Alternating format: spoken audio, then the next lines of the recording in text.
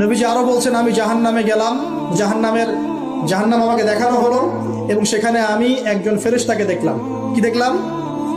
এই ফেরেশতা আমাকে দেখে হাসে নাই। সবাই মনোযোগ দেন, মেরাজের রাতের সবাই নবী সাল্লাল্লাহু আলাইহি ওয়াসাল্লামের সাথে হাসি মুখে সাক্ষাৎ করেছেন এই ফেরেশতা বাদ দিয়ে।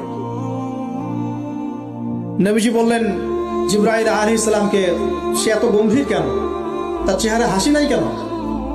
জিবরাইল আলাইহিস সালাম বলছেন, যখন থেকে আল্লাহ পাক তাকে জাহান্নামের দায়িত্ব দিয়েছেন, যেদিন থেকে আল্লাহ পাক এই ফেরেশতাকে জাহান্নামের দায়িত্ব দিয়েছেন, ওই দিন থেকে তার চেহারার হাসি চলে গেছে। আর কিছু বলতে হবে? কেন হাসি চলে গেল? খুশিতে? জাহান্নামে আল্লাহ পাকের আযাব এবং এই আযাবের দায়িত্ব পালন করতে গিয়ে তার চেহারা থেকে হাসি চলে গেছে। নবীজি জানালেন তার নাম হচ্ছে মালিক। কি নাম? মালিক। আমরা দোয়া করি আমরা যেন তার সাক্ষাৎ না পাই।